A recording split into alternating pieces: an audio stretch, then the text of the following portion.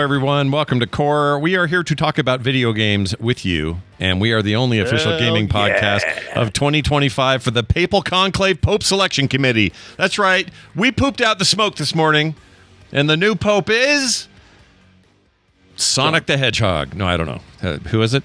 There's a guy. We don't know anything. In fact, if you listen to our pre-show, Sonic the Hedgehog. Pope Hedgehog. If you go listen to our pre-show, if you're a patron, you will hear John's extensive, deep knowledge into the Catholicism history of Catholicism. I have no idea what you just said at the beginning of the show. You might have come on here and gone, "Welcome to Core, the only official gaming podcast of Gobbledibidity Goo, Bom Bombadee, and Baladadoo." He used every papal buzzword he could. Chat GPT. It's the only ones I know. I don't know any others than those. That's the extent of my knowledge. But apparently we have a new pope. So there you go. What about that would be an ecumenical matter? Oh my gosh, I'm not even sure. Let's think what that means. That means we need the papacy / the cardinals all have to get together. That's how important that is. That matter. It's a shout out to all the Father Ted fans out there. Oh shit, it's a reference. I should have known. That's your favorite show, right? It's one of my favorites. Yep, for sure. Yeah. Feck, drink, girls. That's Yeah, it's your life. It's your lifestyle, not just your favorite show. Well, that's fantastic. It's great to see you both. We're here to talk about the gaming world and all the news within it, and we'll start with that. So, John, I know you might be a little traumatized by this, but they're remastering the first two Echo the Dolphin games and making a brand new sequel. That is to say Sega when I say they.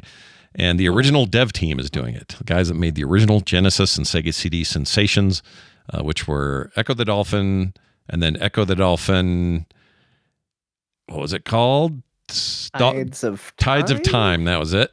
1992, 1994, respectively. And now there's a new third game that will, play more like a modern thing. But you wrote in here that you had a little bit of a charred childhood event around the Echo the Dolphin games, and I thought it'd be fun to explore that. So what happened to you?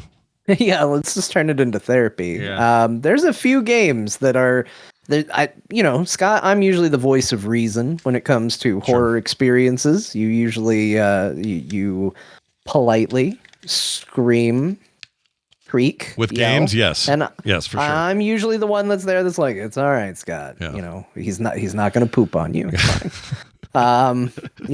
But there's one thing in gaming that I do not like, and it has translated to real world. I don't like stuff underwater. Oh, shit. As soon as I have to go underwater, I get deeply uncomfortable. There are a couple games that I credit as probably the origin for this. Damn, one of them, though, because you hate the desert, as when then you figure the opposite of the desert is Waterworld, and you hate the Waterworld. Too. Yeah, that's funny.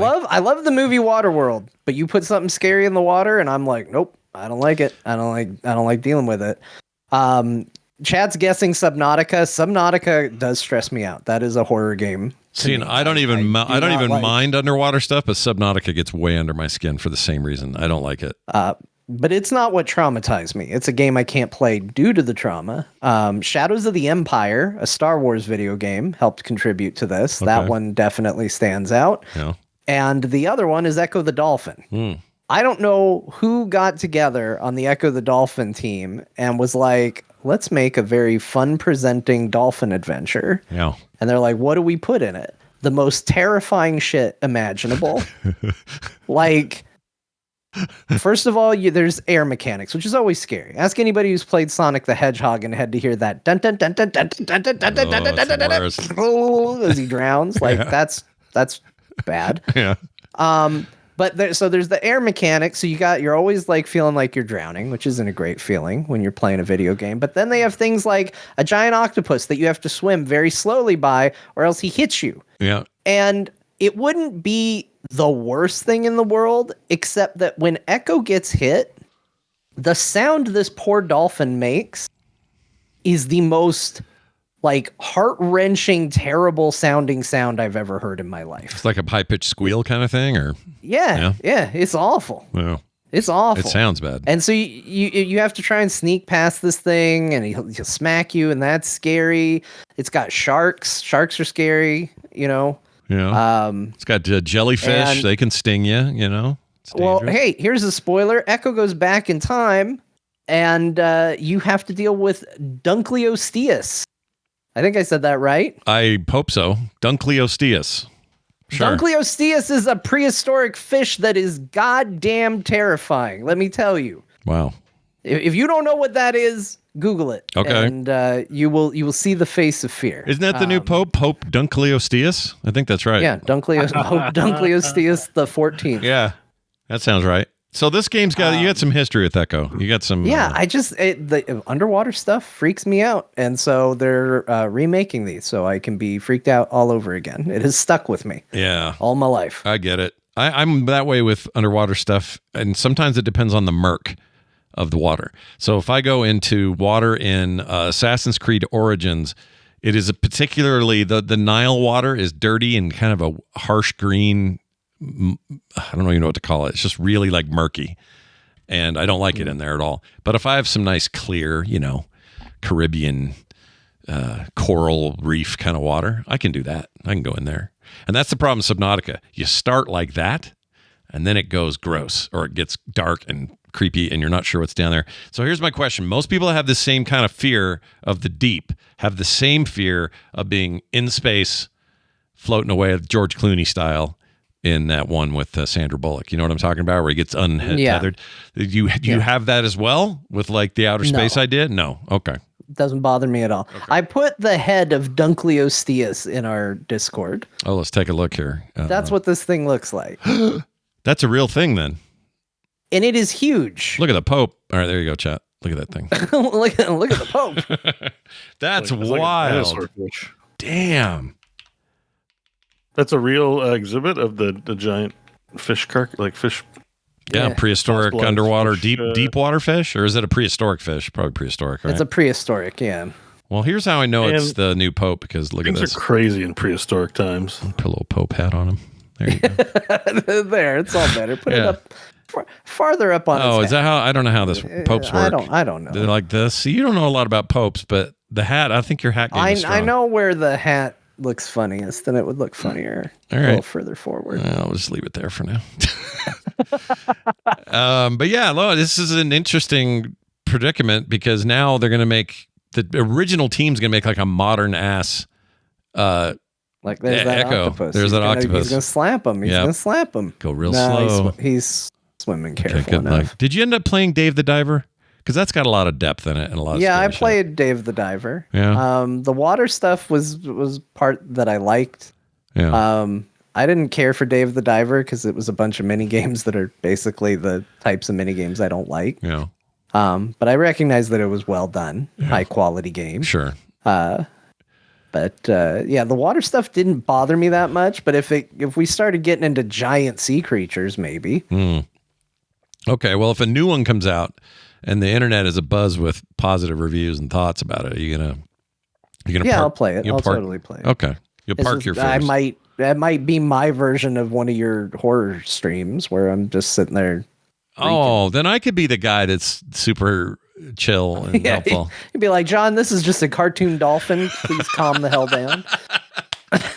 I mean, at least it's this big. Game really caught your imagination as a child, right? Clearly. It did. I played it when I was very young. It was actually, I just remember going into, it was a Toys R Us, and they had this on the demo unit. Mm-hmm. And I just instantly fell in love with it because I love dolphins. I always have loved dolphins. And I was like, oh my gosh, a game where you play as a dolphin? This is great. Yeah. I didn't realize the horror I had signed up for. Yeah. I remember the time, the Genesis version of this, when it first came out, I remember thinking, holy shit, this looks good. Like, I thought the Genesis wasn't supposed to look good. There's always this fight, and Nintendo's always seeming to win that fight at that generation anyway. And now it was like, well, look how fast this is. Look how pretty. The colors really pop. Like, it's still kind of impressive to look at. But anyway. It also has one of the most, strangely, lonely, depressing soundtracks I've ever heard. Oh, it's a good soundtrack. Yeah. It will make you feel sad just listening to it. Yeah, very melancholy. There's some good remixes of it out there too, but so it looks like we're going to be playing. We don't have a date, do we? Let's see. There's a countdown. I believe it's counting down to I think it might be 2026. The countdown equates to April 26th, 2026. But it's got some crazy number in front that makes it seem like they're doing a future thing, right? Like a time travel thing or something.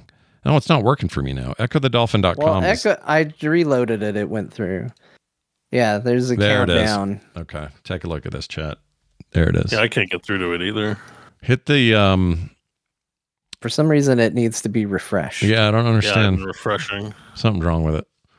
EchoTheDolphin.com. Two C's. ECCO. Yeah. Anyway, there it is. 83. See, I don't understand this. That 8374. What the hell's that? That's hours. Oh, that's hours? No, because 18 is hours, 18 is minutes. Seconds, okay. Minutes, hours. Yeah. Yeah, I don't think that's a great way to show that. Probably when there's either going to be an announcement or release. I'm assuming. Yeah, they're going to try to. What would divide 8? It'd be funny if this came out the week 7, GTA 6 and divided by 24 hours. Yeah, 348 days. Okay, so a year, a little more, a little less. Yeah, well, there you go. Echo the Dolphin, still a threat, still haunting John's dreams and dragging him deeper into the mysterious. To be fair, I like Echo just fine. Dolphins are great. Yeah, character's good. You know, so long and thanks for all the fish, all that kind of stuff. They're great. Little dolphin got stars on his head for some reason. Yeah, why was that anyway? They never got into that. Never got the backstory. He time travels. Oh, is that what happened? Or he did? Yeah, he does. He's time traveling. All right. Well, there you go. Time traveling dolphins. Good news. Hey, guess what else? They're remastering Gears of War. They're calling it Gears of War Reloaded. And it's getting one of its, or this is coming to PC, Xbox, PlayStation, pretty much everything this year. And we'll have another chance to look at a game and see how good it looks with a sweet remaster. I love Gears of War. I'm a huge fan of the original games. I like the new one too. Or newish one that we all played a little multiplayer from. Remember that? We did that. I never really finished Gears 5, but it was pretty solid. I beat the story. I liked it a lot. And Marcus Phoenix and who's that guy? I forget his name. Dom. Dom, jeez. I don't know his full name. I just know he's Dom. Get down. Get the hell over here. Oh, come on. He was always yelling, come on. But anyway, yeah, you guys up for a little, I mean, it depends, I guess. Now there's some high watermarks to hit with your remakes these days, and one of them is just come out in the form of Oblivion. We don't, because the terms are so nebulous, we don't know if that means like, here's some high-res textures. Yeah. Or if it's like, we're putting it in a new engine and like making it a whole badass thing. Like, my assumption would be they'd make it in whatever they made Gears 5 in, make it look a lot better. Unreal 5, keep the gameplay the same, but like modernize it, because sometimes it could just be an up-res, and so the awkwardness of the original. It depends if fans really want the original gameplay feeling. I have a feeling for Gears they're just going to want the modern stuff. So my assumption is it's going to play like a Gears 5 sequel, but a remake. But I don't know. Maybe. I mean, if they do it, that Unreal 5 treatment of 5 looked really, really pretty. So if they want to do that, I'm here for it. Or it wasn't even 5, it was 4. So we're already a whole version of Unreal later, plus 6 is on the horizon. So they could really blow that out. I don't know. I would. Yeah, and this is Unreal, right? Like they're definitely going to do something. Yeah. Make it look good. It's not just going to be an up-res. It's going to be an engine change and all that. Yeah. Basically, it's what they did. Buy another $90. Oblivion. We have an interesting comment about Oblivion later in the show, but Oblivion is basically that. It's like a new shell on top of the old everything. I mean, they got 2 big releases coming too, because E-Day is on the way. Oh, right. Good time to remind people you should go play that Tactics game. Gears Tactics is so good. I loved it. It was really good.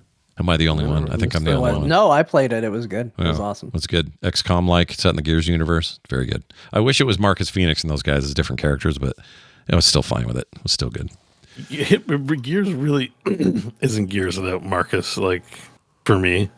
I know that's a silly thing to say, but like, it's just his archetype really sort of embodies what the charisma, like the character of the franchise. Like, yeah.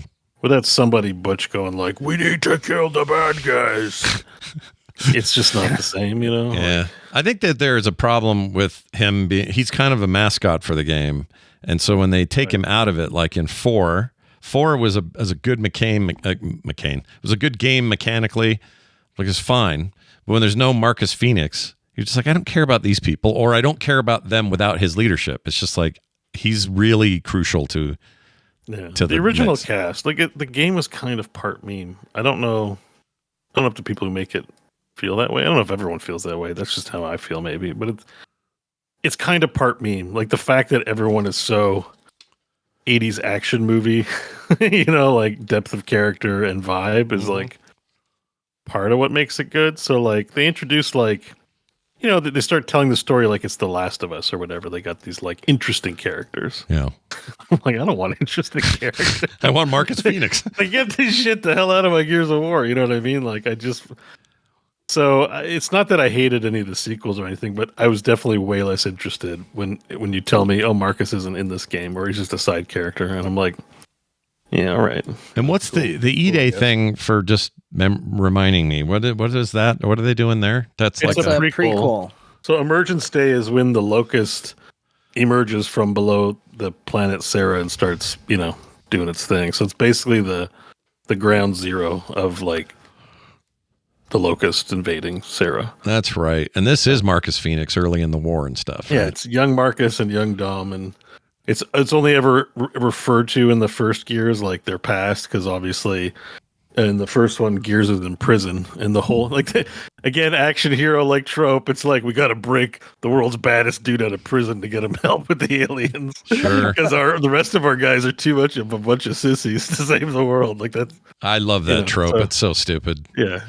Yeah, it's so stupid, but it's so right for what the game is, which is just like butch ass chainsawing of weird maggot looking aliens. Yeah, I agree with you. I forgot about this. They showed this last year. So my guess is what, this comes out first and then the remake? I don't know. It's hard to tell. I wonder. It depends if the remake was part of the plan or if that's just like this recent thing where they're trying to get remakes going at Xbox.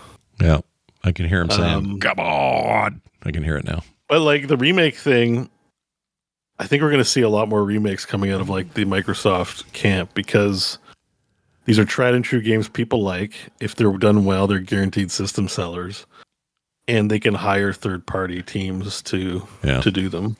Yeah, I think Oblivion's a good example of it, right? Like they own this IP. If you're going to spend all that money on all those IPs, which is really what they did when they bought these studios, all of them, you may as well freaking crank on that.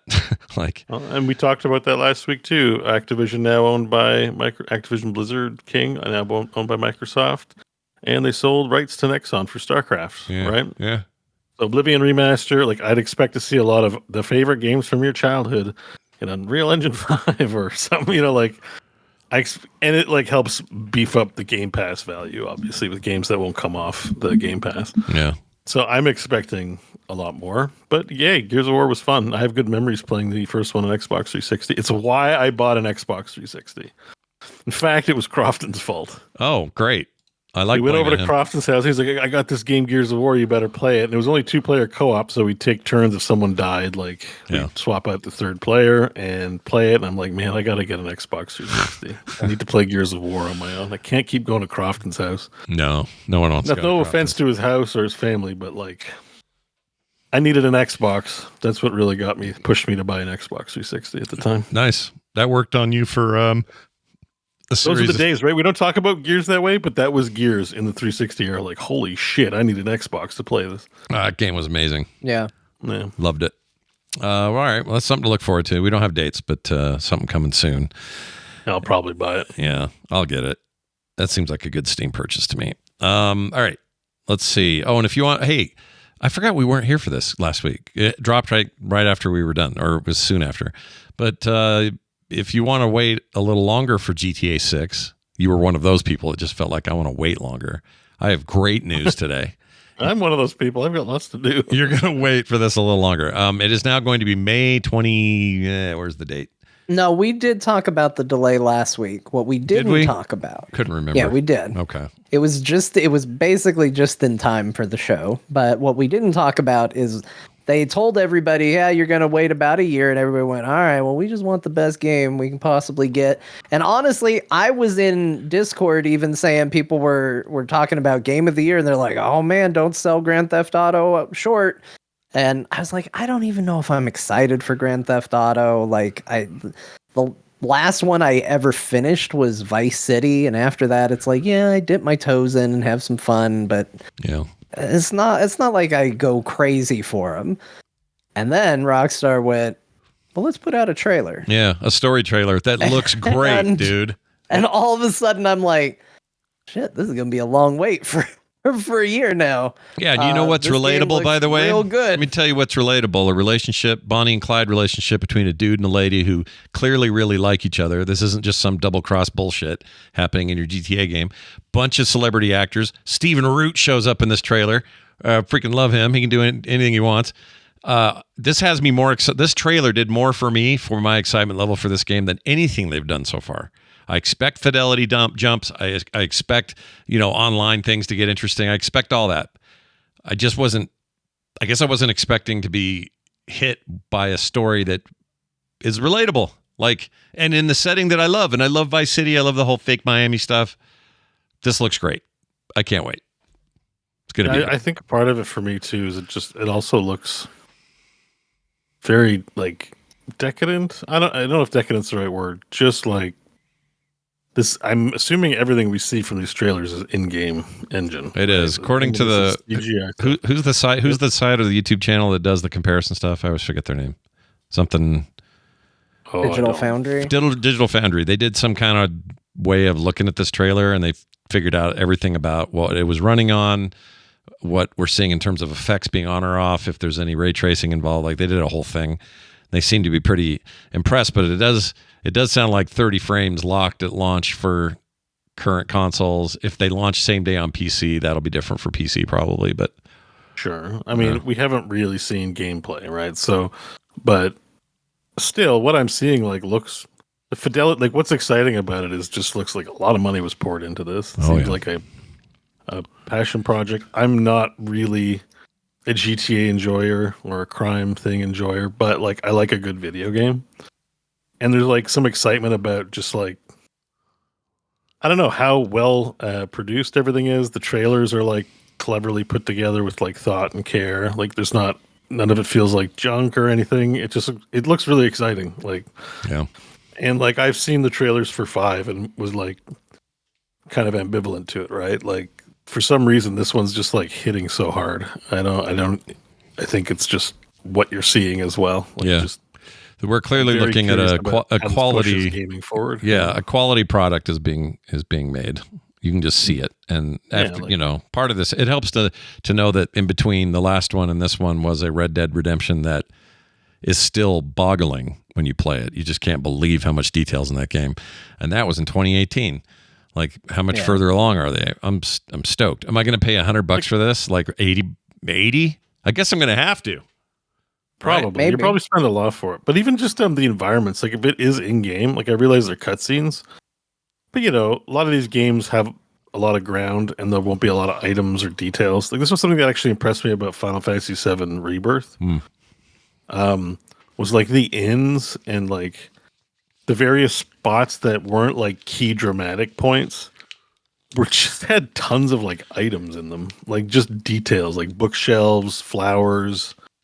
Like there was so much, and like a lot of them popped or stood out or seemed like bespoke or as part of a painting. Like they weren't just like, oh, this part of the painting is like the player's going to spend 3 seconds in here, so just put a couple barrels in there, call it good. It's an inn.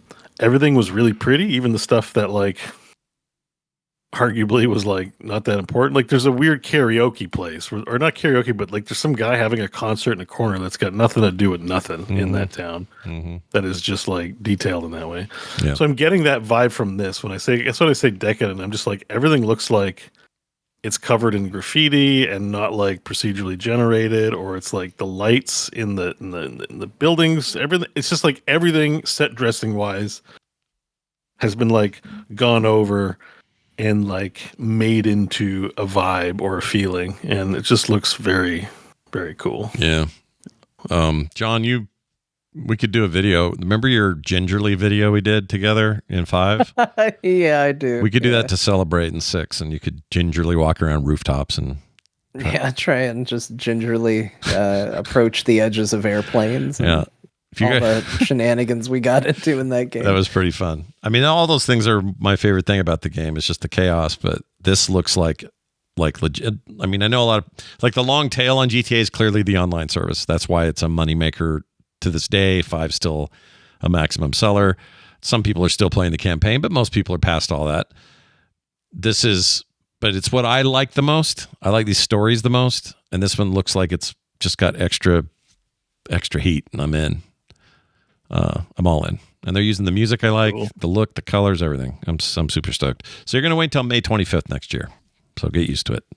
And still no word on PC. So no. Rumor is, though, okay, take it for what it's worth, because I've seen no good sources for this rumor other than people. Rumor is put a tinfoil hat on, because it's rumor is a tinfoil hat. 100%. This is wish fulfillment for people, and that's it. I don't think it's based on any truth.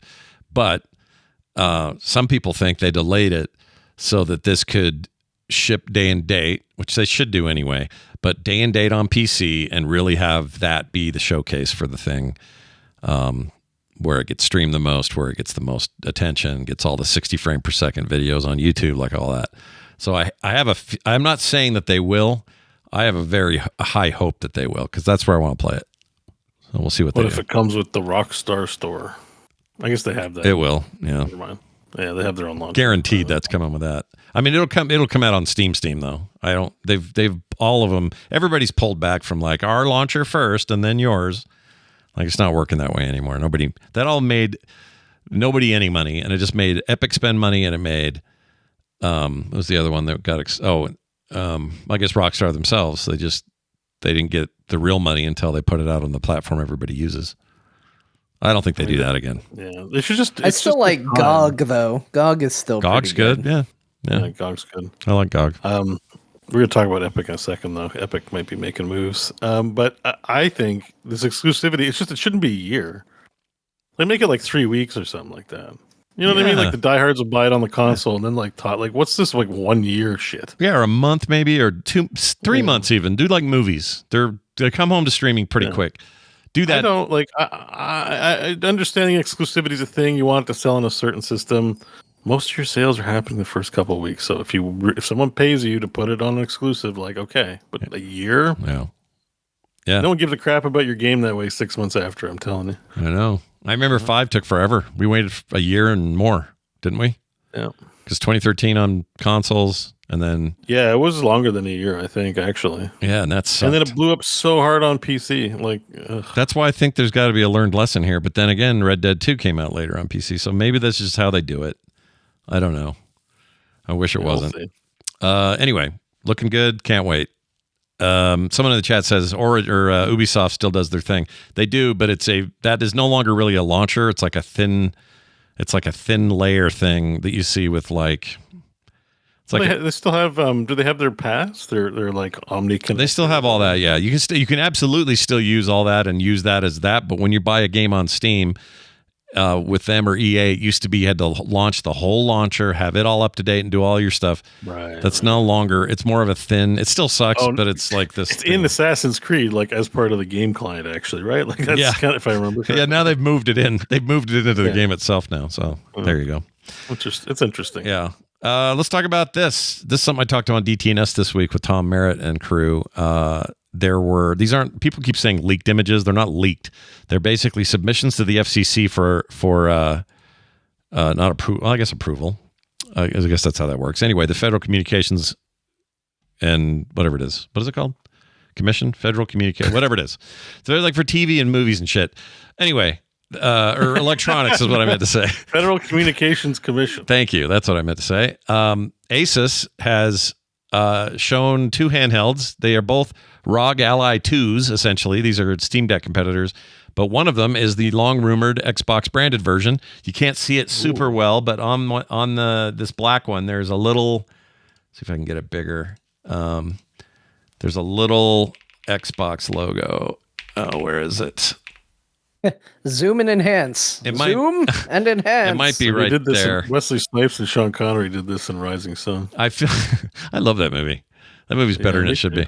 Bad but good. Yeah, bad but good. That's a great way of putting it. But basically, also, I don't know why submissions to the FCC have to be so fingerprinty. This stuff looks like shit. I mean, look at that. Yeah, this is disgusting. But seriously. It's just a technical submission, so it doesn't really matter, I guess. But anyway, it appears that is the rumors are true. They're working with Asus. That's who it'll come from, and Microsoft is as close as we've been ever for them announcing essentially a new piece of hardware in partnership with someone. But it will be an Xbox branded thing, very heavy Game Pass device. Install your Game Pass games, maybe even a thin launcher client that's not Windows, but still Windows in the background. The ROG Ally 2 that you buy from Asus will let you decide whether you want Windows or you want Steam OS when you buy it. So that's pretty cool. But yeah, it's happening. Xbox is getting a handheld, man. It's close as we can tell based on these images. I'm gonna have to get a handheld, some kind of handheld at some point, I think. Eh? This one's kind of exciting because in theory you would get all of the Game Pass, like the stuff that would really make that the ultimate thing to have all your Game Pass content on, your Microsoft content, but it should run Steam just fine and the Epic Store. And yeah, I find the ones that are like portable PCs appealing, so I can do both, even just to tinker from like a nerd, just a nerd thing. Yeah, like if it's just locked console, I'm like not that interested. But if I can, like we talked about, if I can pretend like maybe one of these days I'll go out of the house into a coffee shop and use it like a PC, to be cool. Yeah. No, I want to see you at a coffee shop playing on your ROG Ally 2. That's what I want to see. I know. That's like the story of writing. It's like, I'm going to go write somewhere. This is what I used to do. I used to have a Toshiba like 486 laptop, like this gray box. Yeah. And I'd be like, I'm going to go do my writing. And then I would just play Master of Orion 2 like, all afternoon on it. I used to do the same thing. To be fair, I got a lot of writing done. Yeah. It wasn't zero. Yeah. But that's also probably the most Hearthstone I ever played. Oh, really? That's great. It was both of those things. Yeah. Can I show you like the laptop I had? Yeah. You have a picture? No way. Yeah. Hang on. I'm on Google Shopping. I need to go to images. I'm just finding just a good image here. Yeah. Let me see what you got. That's awesome. I love it. All right, it's a side profile, but it'll give you a good sense here. While you paste that, I'll show it. I bought it off eBay for cheap. Like it was already an old system, but I was like, I'm just using this for writing. Oh my gosh! I'm just showing the Pope Mobile disk drive and everything, but it would play Master of Orion 2 like butter. Really? That was still like already kind of an older game, but I just love Master of Orion 2. Oh, look at this guy! Yeah. Look at you playing Master of Orion. I love Master of Orion 2, dude. That game was great. Yeah, so I'd bring that and be like, I'm going to do some writing at the Indigo or the chapters or whatever, and then or the local bookstore or local coffee shop from a smaller chain. Remember the nub? And then I'd like do a little bit of work, and then I'd be like, it's time for Master of Orion. The little nub they used to do, the little Lenovo nub. Little bean there. Yeah, I had a little that, but it had I think it was one of the first with a USB port, or it was a PS2 port, but it had mouse, like I could connect a mouse to it. But I think it was PS2 port. Was it color or black and white? Did you say color? Nice. Yeah. Look at you with your full color Master of Orion. Fancy. Yeah, these things are thick. Anyway, dude. so like I want something that's like not that, but like that I can do some sort of setup with. I don't know. I want one of these just to decorate it. Like, it was, honestly, that thing is heavier than it looks. Oh, it's got like it's a regular ass hard drive and floppy disk drive. And did it have an active matrix VGA screen? They used to call them active matrix. I don't remember that. I remember that. Maybe I don't remember that. That's wild. But I think I only spent like $100 on it at the time. Like it was on eBay as like, here's this junky laptop. I was like, sweet, perfect. Yeah, Master of Orion, let's go. Well, that's cool. So anyway, watch for more on that. We'll certainly talk about it here, but we don't have a date. They haven't announced any of that stuff, so we'll have to wait and see. We had that Apple lawsuit loss this week. Apple lost a big suit. They've been fighting for years. Epic not only are bringing Fortnite back to iOS and a few other things like that, but they also announced for the PC store, they're going to not take a cut of sales for the first $1 million of revenue from anyone publishing on their store. Is that exclusive publishing they're only doing that with, or is it with anybody publishing anything? The way he said it. So I also happened to watch like a 4-hour interview with Tim. I've never heard him speak before. The nerd. Just Google it on YouTube. But it's pretty good in that he talks about games the whole time. And, sometimes these CEOs are like, let's talk about vaccines, or let's talk about, are we living in a simulation? Like none of that shit. No. He's very focused on video games, which is kind of nice. Yeah. and he was like a lot more soft spoken than I took him for. When you see pictures of him, he looks like a hard ass businessman, and then you hear him talk. He's like, I like video games, and I'm like, oh, it's kind of a cool. He seems all right. He's a nerd. He's a nerd. He likes. I mean, he made that first engine, first game. I mean, it was amazing at the time. I should say I never saw an interview with him, and I was like, oh, his vibe is definitely like chiller than I thought. Based on his, he's like always ranting on Twitter about this and that, and you'd hear it tonally different than when you hear someone speak. But it's the entire store. Interesting enough, he mentions it, I think, in this article too, or there's another article I read. But like, he's kind of aware that the store. It was refreshing to hear him just be like, yeah, our store is not as good as Valve's. Like, clearly people like that, and clearly we're not that. So hopefully we can remedy that. But like, he was kind of, for someone who's a CEO, speaking in reality, which was, they're often weird or eccentric, especially in the tech sector these days, or, just out of touch. It didn't seem like that out of a touch of a person, which was kind of cool. Yeah, it kind of says it like it is, or as far as he sees it, he says it. That's kind of how he is. He's just a little more grounded than I would have thought, given the average tech leader these days. Yeah. So it gave me a good impression. I think this is they were always trying to compete on, we want to give more money to the developers. Yeah. And for him to acknowledge, well, that hasn't been working, but we're going to double down even harder on this, because they really, like, out of all the companies, like, there may still be like a left hand that doesn't know what the right hand's doing, or, you know what I mean, in terms of Epic's revenue generation. Mm-hmm. They really are taking on this like 30% walled garden cut from Apple and Valve and all these other, like 30% is a lot, right? I think in the case of Valve, they give a lot of people sweetheart deals that are not like advertised, like out there as common knowledge. Mm-hmm. But yeah.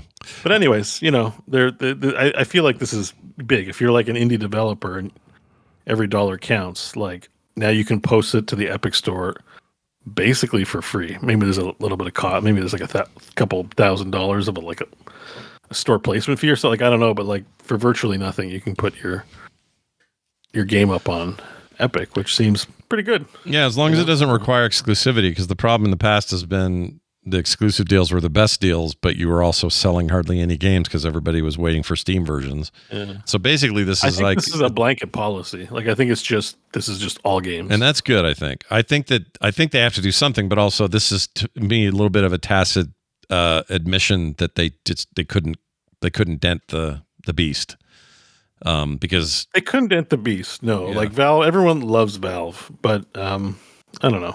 I feel like my temperature on this scenario has been changing. Like, competition's kind of good. Yeah, it is good. Like, overall, it's like that kind of, and it's like, yeah, we all love Valve, but like, I sort of expected by now in 2025, GOG or somebody would be able to like step up as a equal competitor, and I'm now of the opinion it's just never going to happen. Yeah.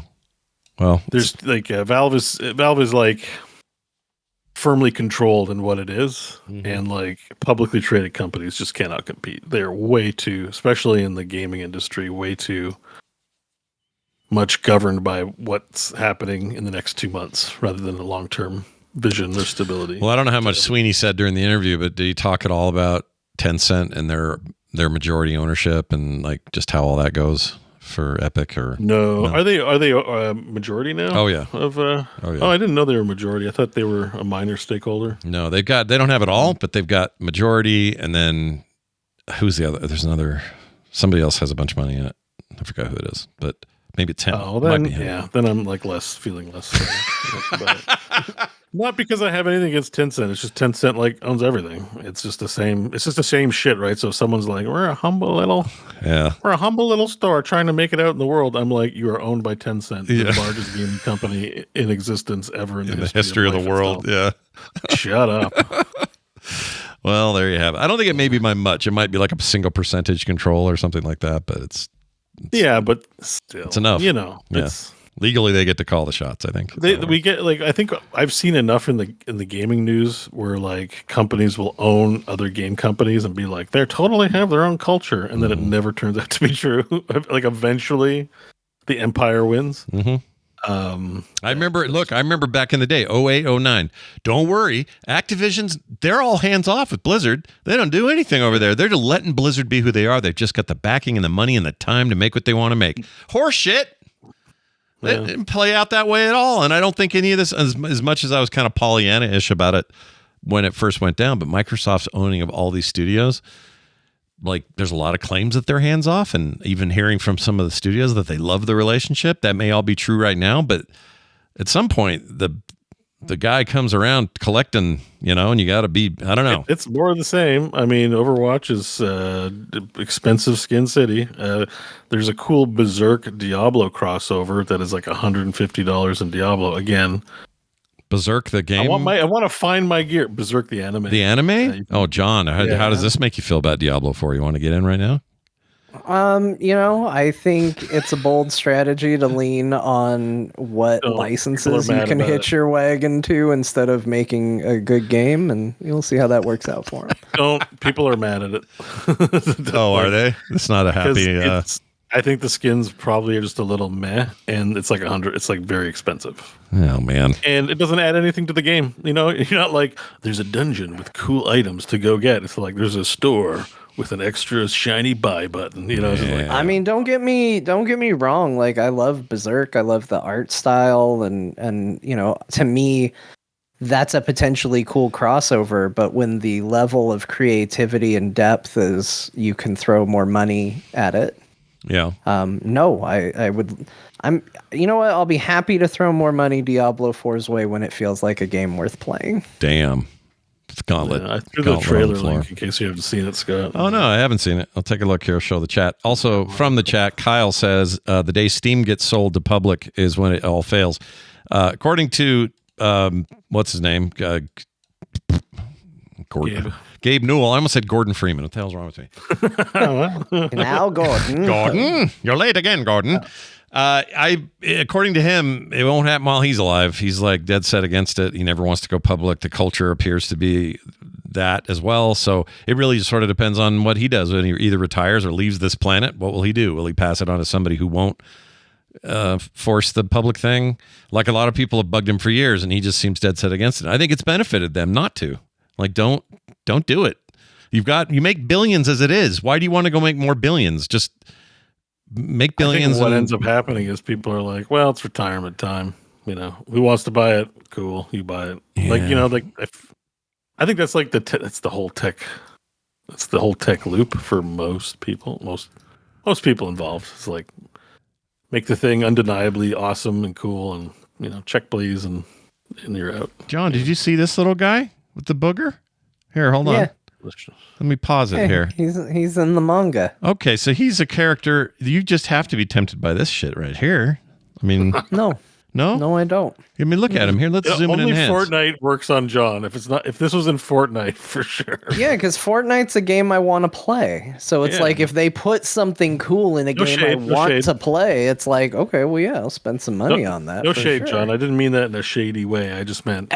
And I'm sure there are people that like Diablo that are like, oh, cool, there's new skins that I like in the game I want to play. Diablo 4 is not a game I want to play, so it is the equivalent of throwing money down a toilet. Well, we're going to keep this up here forever, right here. What's shocking is you put that over my head and how little change. I think Scott likes it. I think Scott wants to buy it. I kind of want that little guy. He's like he's a nose with feet. It's kind of cool. Yeah. I know very little about the anime or the manga. I've seen some of the anime and I liked what I saw, but I didn't know there was a nose guy. I had no idea. Well, anyway. Well, like all the anime for Berserk basically makes it through the prologue, and then the show ends up getting canceled. So if you want to know what Berserk is actually about, you do have to read the manga because the show never makes it beyond the prologue. Why is that? How come that's a cursed property that can't make it out of its first pilot or season or whatever? What's going on with that? Is it just too bloody? I Didn't don't. the guy who made it died? I think that's... He did die. Yeah, he did die. Apparently, they were going to continue the manga eventually without him. I think I might be thinking of Dragon Ball, but I believe that's the case. Could be either, I guess. But yeah, I mean, it's been going for a very long time, and to be fair, it's a very long prologue too. So, but yeah, basically the story that all the anime managed to tell is basically the setup of, okay, now you know how the world got this way. Now the story begins, and then that's where the anime ends. Now the really meaningful stuff about the nose with feet, that story can be told. Okay. Yeah, now you can finally understand the nose with feet. Thank goodness. Truly. All right, more news from Valve. This is mostly for Beau, because I know John's not really in the market. I'm very curious about this, though. That is the Valve Deckard, long-rumored standalone VR headset. Deckard, stay a while. Stay a while. Probably more Blade Runner, right? If I had to guess. I will identify these items in virtual reality. For free. Well, I mean, for a fee is what he'd say. Here it is. Let's take a look at it. This is an unboxed or a boxed version of the thing. But it looks like it's not that far off and might be real if these leaks are to be believed. It is a standalone HMD from Valve. And it looks like it might be cool. It could play without tethering, without anything, natively play Alex at full everything. Half-Life Alex. So, Beau, that's got to be exciting. That's crazy. Two big questions. I'm assuming the lens, or there's a couple, but I'm assuming, we're going to get Fresnel. Is it Fresnel lenses or Pancake? I can't remember. But are we getting good wide lenses? I'm definitely waiting for reviews. I'm assuming yes. But the big thing is what's battery life on this turkey?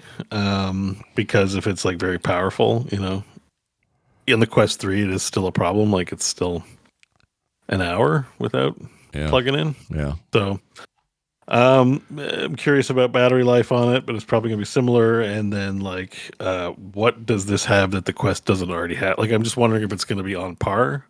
And it is that is the competition in this case, right? Standalone headset.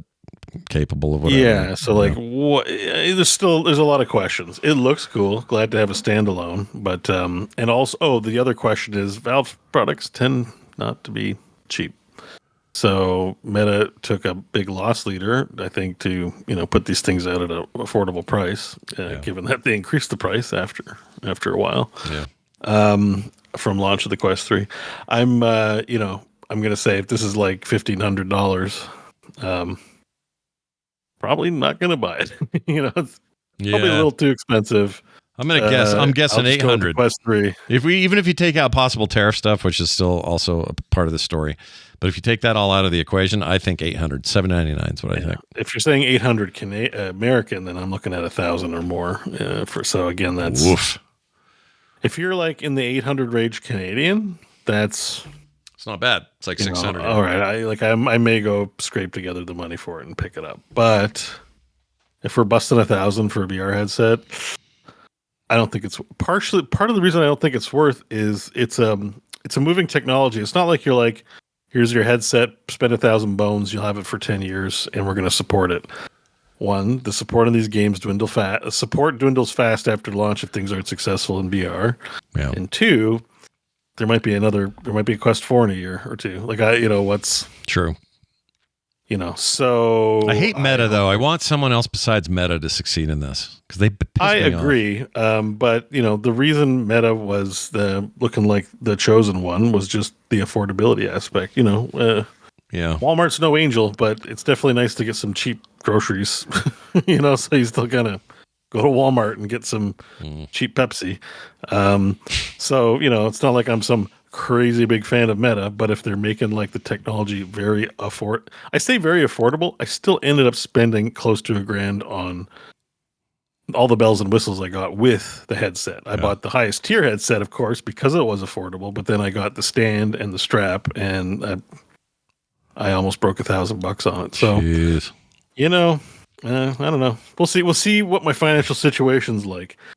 Now, if Valve is has, I don't know if anyone there listens, but if you have a We Love Valve creator community thing where you give free copies, I will tell me what you want me to do, man. Yeah. Bo's not. He's not opposed to a little sex work or whatever you need. Whatever. Well, No, not that. You don't want to go that far. thanks, Scott, Sorry. for opening my negotiations right on the floor. Yep. But like I can do some marketing, whatever. Talk to me, baby. Yeah. Let's go. Talk to me, baby. All right. Well, we'll see what goes on with that thing. It looks cool, but who knows? I have a feeling tariffs are going to slow that all down anyway, so we'll probably not see anything too soon. Yeah, that's another factor. Yeah. Well, here's a third factor. We're going to take a break. When we come back from this break, we're going to do a little Dear Martha time. We got some games we played this week. Scott's going to tell a dark tale of why I do stupid shit. And John will tell us about the greatest game ever made, I suppose. That's how that'll go. And then Bo, he's been playing a brand new, fresh off the presses game that none of you have heard of before, I swear. People are going to be mad at me for this, I think, this week. I don't know why. I just got this feeling, but They've been madder at me, I'll bet, because mine's so dumb where I went with this. No, like I said, I think you got a saving grace by playing something people have been begging for one of us to play. That's true. That'll be nice to actually bring that up. That will pull your butt out of the fire this week, Scott. Well, we could all use a little fresh butt and out of the fire. So that's what's going on here. We'll be back shortly. We're going to take a very quick break. We'll be right back. All right, we're back. Hey, everybody, we're back. Let's get right to it. We got a Dear Martha to take care of. It must happen. And we must do it. So, John, I see nothing here, and so I'm a little nervous. Just play the music, Scott. Oh, shit. We're screwed, you guys. Here we go. Where is it? I can't even find it. Hold on. I'll go. My dearest Martha, normally I write you many letters week to week. Sometimes I tell you about time-traveling adventures. Sometimes I make things up on the fly based on whatever might be happening at the time. Recently, I've been coming up with fun little game show games that you can play back at home so you feel like you're having a good time. None of that's happening this week, Martha. The boys and I have been playing Clair Obscur Expedition 33. And today, when I had to decide between writing you this letter or playing the game, I chose to play the game. But Martha, I was fighting a really tough boss, and I finally won. So, really, we're all winners here for that very reason. Yours in this life and the next. Just John. Just John, just you. That's lovely. Yeah, I wondered why I didn't see it, but it makes sense because you have been pretty... I haven't logged into Steam once without seeing you in that game, so... That is a true story. I was like, all right, I got to come up with what we're going to do for the Dear Martha today. Mm-hmm. But what if I just logged into Clair Obscur for just a little bit? Yeah. And then I found a new spot, and I was like, I'll fight this boss. And I was like, I'll never beat this boss. And then I tried again, and I did really good. I got an achievement for the boss I killed, one of them. Yeah. Because his name was Sprong. Yeah, what was the achievement called? Sprong. Oh, that's it? Just Sprong? It's called Sprong. All right. Nice. You get it for beating Sprong. Sure. I was hoping they'd be like, the sprong has been sprung or springing sprung or something like that, but it's fine. It's very serious. Beat Sprong. Very serious French developer. You get Sprong. That's what I said when I killed him. It was a real action movie moment because my wife was in the room. She saw it happen, and I was like, "Get Sprong!" Yeah, man. And then I flipped off the screen to look cool. Did you? I don't think she thought I looked cool. You know? Oh, really? Okay. Now let me ask you this: have you seen things in this thing where you're like, "Oh man, the story you guys are about to see, it's without spoiling." Yes, yes. Avoid spoilers for this game. The story is consistently surprising.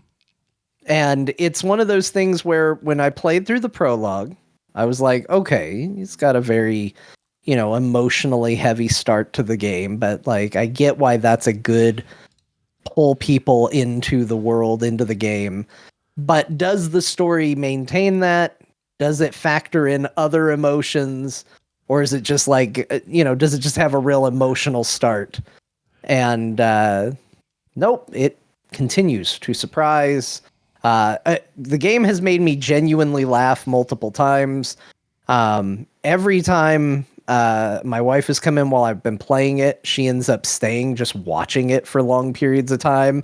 And finally, she was like, she came in and she said, she watched a cutscene and says, I was gone an hour. What happened in that hour? Yeah. I was like, you missed some stuff. And I told her what she missed. And she got in the car because she had to go pick up the kids from school. And she goes, what did you do to me? This is all I'm going to be thinking about now for the entire drive. Oh, shit. It's that hard hitting, eh? The story is really, really good. For those of you who are at home that don't want me to spoil, I'm not gonna. I'll just say I'm on Act 3, which if you've made it that far, you know what I've been through. But the game is, to me, the big thing that I can say this week that I couldn't say last week. Last week, I thought, well, I'm probably playing my game of the year. Yeah. This week, I'm saying, I think I might be playing one of my favorite games ever made. Holy shit, John. Really, that's high praise from you. You don't throw that around. You're not like me where in February I'm like, I think I'm playing this year's game of the year, and then by the end of the year I don't even bring it up again. You're not like me that way. John says it, he means it. So why? What is different here? Like, okay, I got a better question. Where does this stand if all things as far as you've played them now, where does this stand next to classic greats like what's the RPG from the SNES that everybody loves forever? Chrono Trigger? Chrono Trigger. Where do we stand there? Like, as a direct comparison? To me, it stands with Chrono Trigger. Like, damn. All right. It's hitting similar notes. It's making me feel similar ways. It's not that it tells the same story. You're not playing like, you're not going through and going, oh my God, they've made Chrono Trigger. But it's that similar feel of like, what's going on? You know, feeling heroic, feeling, you know, a story that's not afraid to be at times very silly and at times very serious and very somber. And it takes its time to show its hand. And like, even when it shows its hand, it does a very good job of revealing just enough for you to be like, oh, this is so exciting. I'm so into this. But then a couple hours later, it shows you a little more and you're like, oh my gosh, it's crazy. Honestly, what I feel like this game has accomplished is all that story stuff that I get and still do. This is not a shortcoming of the game, but you know, Final Fantasy XIV, the thing that I think is so good about that MMO is the story and what it did over its story and its expansions and all of that. This game is hitting similar peaks and surprises and high notes and all of that as what 14 did over all its years and all its playtime in, you know, a 60 to 100 hour JRPG. It's doing it all in one. It is just a visual feast. Like, for Game of the Year this year, I might just have to say category I'm going to name this game for so that it's not number one in every category. Oh, man. Because right now it's my favorite looking game in terms of art and aesthetic and all of that. It has hands down the best soundtrack I've heard in a video game in a long time. I love the combat mechanics of it. I love how it plays. I could nominate almost every character that's in your main party as best new character of the year. Although I would give it to, I will say Esquier is currently at the top of the list. Oh, so it's not, he is easily the best. It's not Vampire Edward here. He's not your favorite. He's very high. He'd be on the list too. He's not number one though. All right. I think for anybody who's met Esquier, you know who the best boy of this game is. Yeah. But it's really good. I do have to pull back on one thing I said last week though. Last week I said I don't get why people keep bringing up Dark Souls in this game. Oh shit. I stand by that in terms of difficulty. Like, if people are going, it's Dark Souls difficult. No, it isn't. There's no penalty for dying. The game uses autosave. If you die, you just retry an encounter. This is not a hard game in that regard. But there is literally a Dark Souls boss in this game. Like, they are not afraid to show where some of their inspirations have come from this game.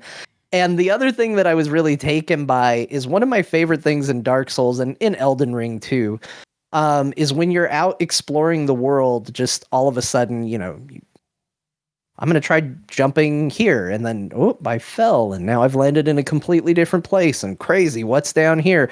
Oh, there's lots of cool shit to explore down here. This has that. And so it does pull on a lot of things from Souls-like games or from software games that I really like. So I still don't think it's a fair comparison to go, it's Dark Souls difficult. Like it uses timing windows. The developer themselves even said Sekiro was an inspiration for the parry dodge mechanic, but is not Dark Souls difficult.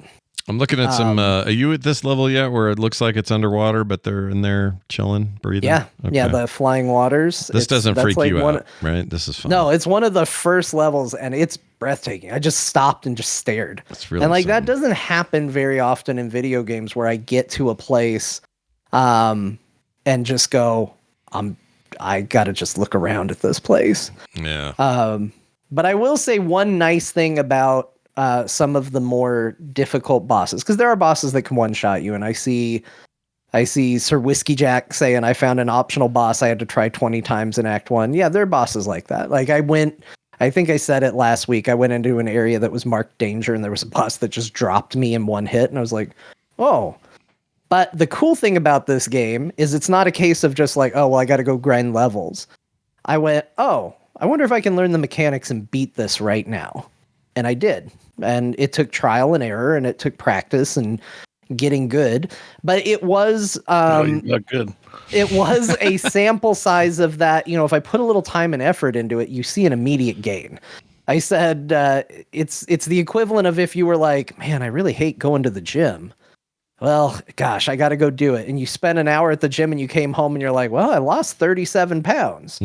Like, if that's the way it worked, you'd be like, I feel very rewarded. And that's kind of what this game does. You spend a little time, you get a little better at it, and all of a sudden you've got the timing down and you're like, oh my gosh, I'm an unstoppable force. And I ended up liking the play style so much. There's a character that joins your party. It's the character that Ben Starr voices. Because I was wondering, I saw him on all the voice, all the interviews with the actors for it and all of that. And I was like, he played like one drunk guy at the beginning. Like, why is he doing the tour? Yeah. And I finally met his character, and his character has a play style that you can build into going down, because the way the skill trees kind of work is you can pick abilities, and then it almost kind of works like a light materia system from Final Fantasy, where the gear you equip have abilities on it, but then you can unlock the ability to put those passives onto you as well. And so you can make some really creative builds. And I ended up building a character where he does a move that basically does more damage based on how much health you're missing. But also I added another move on there where he lowers his own HP down to 1. Oh, wow. So the risk is you have to basically play perfect. The reward is you do an insane amount of damage because you're missing all your health. Right. And I was like, well, I'm already fighting enemies that are basically demanding that I play perfectly anyway. Might as well adopt that play style. And then that was so effective, I was like, I'm worried I'm not learning how to play this game properly, because all of a sudden I was one-shotting very hard bosses. And I've kind of built up that play style as I went along. I've given him more perks. One where if he drops below 50% hit points, he gets 2 shields. So instead of having 1 HP, I essentially can get hit 3 times before I die. And you kind of just build off of it. I unlocked an ability that's literally called Cheater because it lets you act twice whenever it's your turn. And that's what they called it. They called it Cheater. Nice. So the way you can kind of build these things up and customize your character is insane. But it also comes at the cost of, like, by Act 3, I was like, man, they really just let you be a god. They're giving me a lot of abilities. I can go absolutely crazy.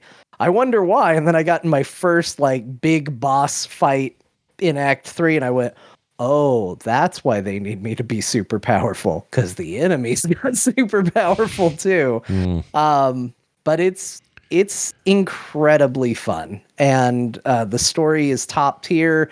I I think Final Fantasy 14 is the last time where I got to a boss fight and the music kicked in for the boss fight, and I stood up and was like, "Oh my god, let's go. Let's fucking go. This is so good." There is a boss track that kicks in at the end of Act 2 that I was just like, this game is going so freaking hard, and I love it. Do you remember? Have you heard the story that this is mostly a team of one veteran guy from Ubisoft, and then a bunch of junior level artists, animators, designers, all this stuff, and the music's from a guy they found on SoundCloud.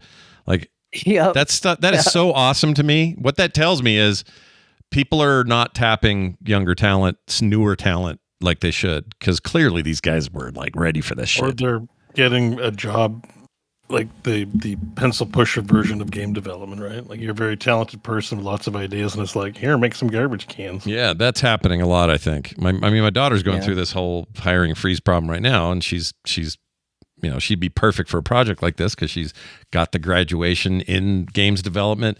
If you want to get anything anywhere, you got to take shitty little intern positions. Like, I think there's something to be learned there. I don't know what it is yet, but I just think that's kind of awesome aspect of this game. But anyway, so you're loving it. It's incredible. It's unlike, I feel like I like this a lot more than Metaphor ReFantazio. This would have beat it out last year for Game of the Year for that. It would be a very different vibe, and it would be a very difficult choice if this was going up against Baldur's Gate 3, just to give you guys an idea of where I'm at with this game. Wow. It's so good. And I've laughed. I've been brought to tears. I've enjoyed every minute of playing it.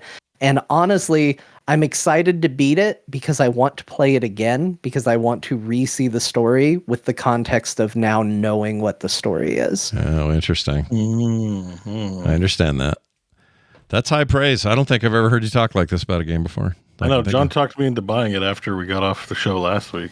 Oh, yeah? Nice. Because he was like, she's like, it's like Chrono. It's as good as I felt when I played Chrono Trigger. And I'm just like, oh, man. Yeah, that's a big... I bought it, so it's on my to-do list. I didn't play it, so I don't have anything to say. But other than the first part I played that got as far as John had been last week, I have not played either this week, and it's not because I didn't want to. It's because something weird happened to me. So we'll move from John's potential probably done and done game of the year. This is on, like, if we had a recommend list for 2025, which we don't, but we kind of maybe should have a list going somewhere. But yeah, we should do that. Why don't we do that? That's not a bad idea. We could have listener suggested ones, and we could have a whole sheet that just like, I'll talk to Bobby. Bobby's really good with spreadsheets. Maybe I can get him to do it.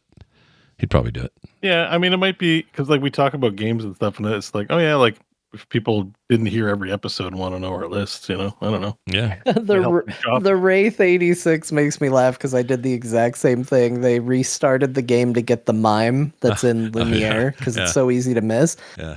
I'm going to just tell you, that was the best decision I ever made, because that mime drops a song for the camp called Lumiere. Yeah. And it is an awesome song. Really? Like, pull it up. Right. Play a little bit of Lumiere. All right. So we'll call it Lumiere means? Expedition 33. Lumiere means, light, right? Lumiere song. Here we go. Lumiere. I'll play this. I can get a little of this going here. Yeah, let's go. Crank it a little. Dim, dam, dalilam, vacarme, s'en va dans l'oubli éternel, et Gustave dom guardiam. Do you ever meet the girl who does the voice in the game? Is she a character by chance? I would answer that, but it would be a spoiler. Oh, well then shit. She's the giant lady who's writing numbers in the sky. It's her. Maybe it is. I should shut up. I don't know if it is or isn't. All right. Well, there you go. That's game continues to be pretty rad. Clearly from John's review. So let's talk about the dumb shit Scott got up to this week. Okay. Yeah, let's hear it. This Scott. Is really the most. So you play. So in the appropriate context is you've played this game that John is raving about and went, I got some other stuff to do. Well, the thing is, I was loving it. and I still am I'm gonna play that game, but I got in this weird loop. I don't know what happened to me. Well, I know what happened to me, so I'll sort of explain. I decided that for my trip, I'm like, you know what? I really just want to take Oblivion with me on my Steam Deck. And so I grabbed it, but then I didn't take my Steam Deck. And so I didn't play it at all. Well, and so when I got home, I thought, oh, yeah, that's right. I put this on here. I should at least see how it is and configure it and stuff. And here's the thing. Valve needs to work on however they do approvals, because the more trustworthy place to go to find out what's working on deck is Steam Deck HQ. Use that website. It's awesome. They'll tell you what is actually working, what isn't, what claims to be working but isn't great, or what says it isn't working at all but works wonderfully. There's just a ton of mixed messages there because Valve doesn't really have a great way of doing this. Part of it's volume problem. I understand that they're going to have to solve it, but that game is listed as verified, big green check mark for the Steam Deck. It is absolutely not ready for that. It could be once they tweak it and get it in better shape, but right now it performs really bad on there, and there's no reason for it. There's plenty of other more complicated visual games that do just fine on there. Can I put a tinfoil hat on and say it's because Valve is secretly working on a Steam Deck too, and it runs great on that? It's possible, I suppose. But they also claim over at Bethesda they're working on it, and who knows. So I just thought, well, all right, I'll play a little bit, see how it goes, and I'm having a good time. Indoor environments, no problem. Outdoor things get real choppy and shitty looking. And I just thought, this doesn't seem right. And I started looking around online, and people are complaining, and I'm like, well, for $49. I already have it on Steam or Game Pass. I'm not going to keep this version because until it's ready for prime time, I'm not going to buy it twice. So I did a return on it. And there's a whole other story about how Valve sent me an automated response that weirded me out, but I'll get to that later. Yeah, because you're always returning things. Scott returns Johnson. That's my nickname. Maybe that's what happened. Somebody told him. I don't know, because I barely ever do returns. When I do them, it's like super far. I think the last one I did was maybe 6 months ago, and it was for like $3 for something that just wouldn't run. And it's usually no problem. But this time they sent me this message. It said, "We've noticed a lot of returns on your account lately. Not that we think you're doing it this time, but if you're doing this just to test out games, that's not the why we made this. So just know that in future," and there was just like very veiled sort of like, "You're okay, but don't, watch the lines" kind of thing. And I didn't like it. The tone sucked. Everybody's telling me I just got some algorithmically sort of random, cue message. Yeah, I don't think Keith was looking at his spreadsheets and went, "Johnson returned another game." Yeah. Send him the warning. Put a guy outside his house. It might be that I almost always say put it back in my Steam wallet because I'll use it there eventually, so why not? And I meant to do that here, but forgot to change it, so it defaulted to go back to the card. So that may have been what triggered it, because $50 on a card, that may look more weird. If I left it on the account, well, then that's Steam money. They made their money either way. So I don't know. Who knows? But here's the problem. I got done with that, and I went, boy, I'm aching. I'm itching for something in this vein. Why I need to do this? So I was like, well, I should go play it on Game Pass. But then I thought, hey, everybody's been telling me to play Kingdom Come Deliverance. And I went, yeah, that's kind of, Elder Scrolls-ish without the magic. It's all just, medieval, whatever. But that's kind of an idea. We could try that. And so I did that. And I bought it. And I'm happy to say I get it. I get what everybody is saying. I understand the rave. People are losing their minds over this game. It's on a lot of people's lists of this will be an end of year game of the year.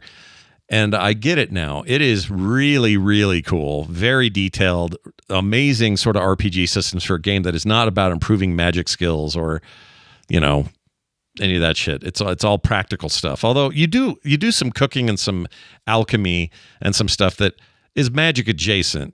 You're clearly not making magic spells, but you're making concoctions that maybe in the Middle Ages people thought would cure you of the rheumatiz or whatever. So you're doing some of that shit.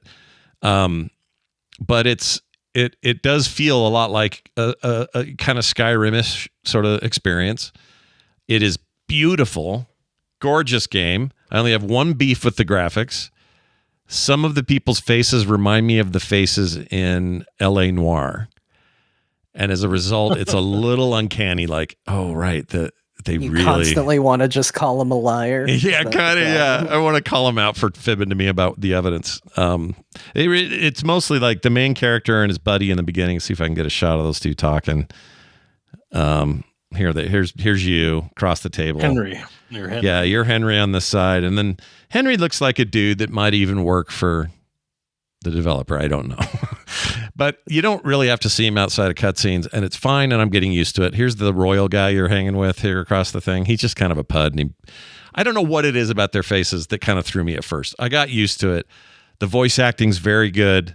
This is a cussy game. That's the thing that surprised me. So there's so many F-bombs and C words and all this stuff, and I'm like, did they really talk like this back then? But I don't know. But anyway, it's I'm early yet, but I've gotten to the point where I basically you do the kind of Metroid thing in this game. Henry's got a lot of skills. He's got a lot of stuff he can do. Jump, curl into a ball. Yeah, so I can go into these holes that I didn't understand at the beginning of the game. No, he basically does like Samus where all her shit gets taken, then she kind of has to work back to get it earned all again. It's kind of like that. Because I didn't play the first game, so I don't know much. They flash back. Do you feel totally lost? Because I'm in a similar boat as both of you guys, where I was gifted the first game. I really wanted to play it because I felt like I needed to play the first game before I played this game.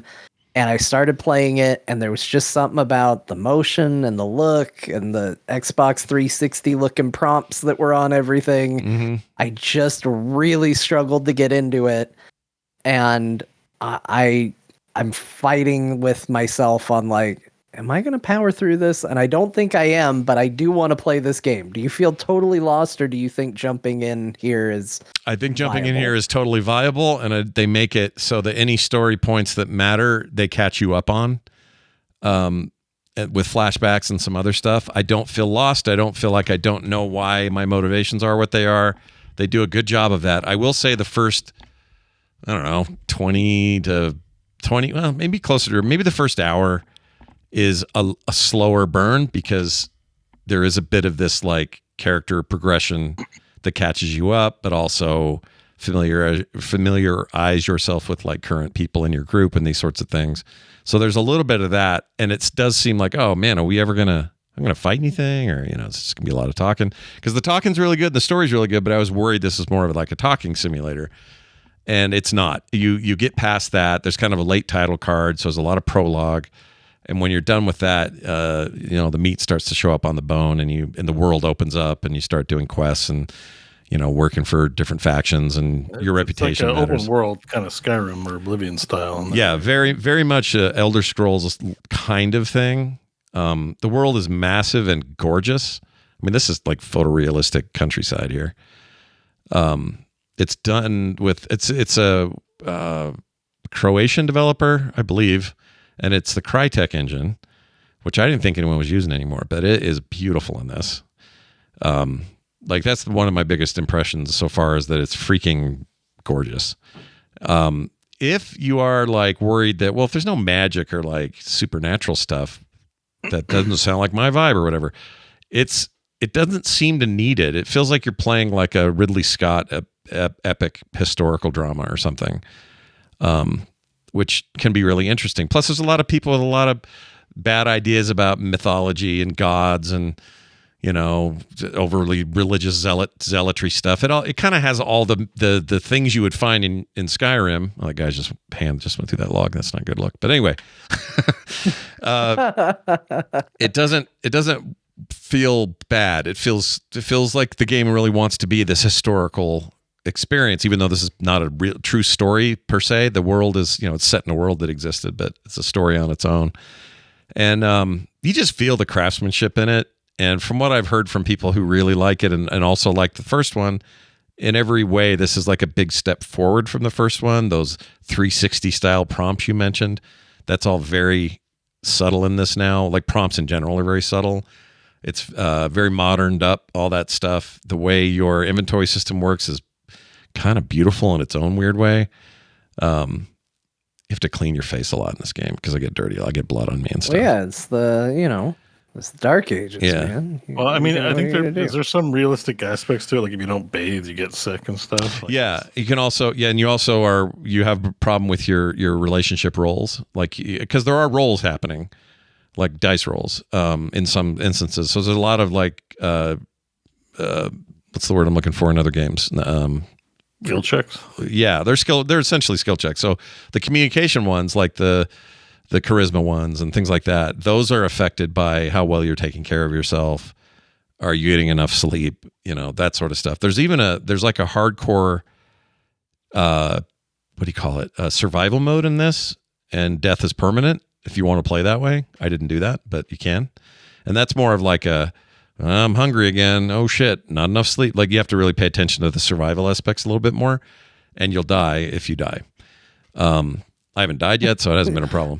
But that's wild. You die if you die. Yeah, you die if you die. It's real important stuff I got to share here. Well, there's some aspects, like even if I remember my time with Oblivion back in the day, a lot of the fun was like robbing houses and doing stuff in the town. Like it wasn't even. Yeah.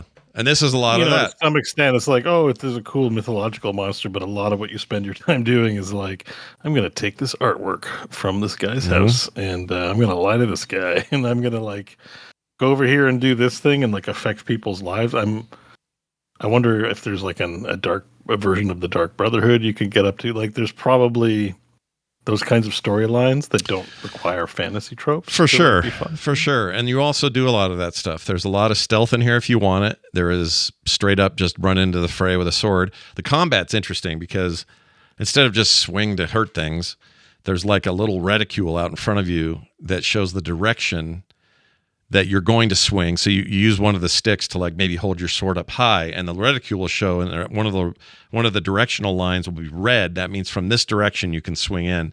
And that's important because if they're guarding from that side, you may want to try a different position to try to take them off guard and not have them block.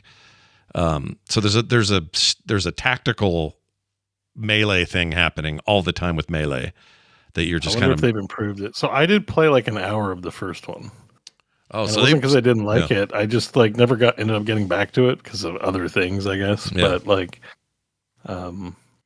it did seem very like it's definitely way more tactical for fighting, for sure. And given that there's not much, they can't give you fireballs and make you levitate, you know. So like, I guess it did seem interesting, but I never got to a point where the depth, and it manifested as like a cool system. They do have bows, they do have crossbows, they have ranged weaponry, but they're all very like.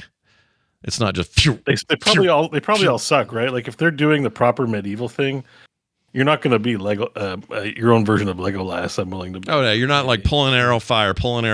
You're like fire. Then you got to cock that thing back. Like it's for distance only, and then when they come within range, you want to switch to melee. But you can be pretty thievy. Like there's different kind of you can wear medium. It's like wearing medium armor in Elder Scrolls, but essentially like leather armor. Really focus in on that stuff. Focus on your stealth stats. Do a lot of sneaking around, stealing, stabbing, backstabbing. There's a lot of that going on. If you want, you can play that style if you want to. I want. Yeah. It must be hard to. I wonder if they also like how realistic the simulator is, because you're not far enough probably. But like swords are notoriously bad against plate. Like so that's why like unless you have the kind of weapons that will find like a spacing between plate in order to stab through.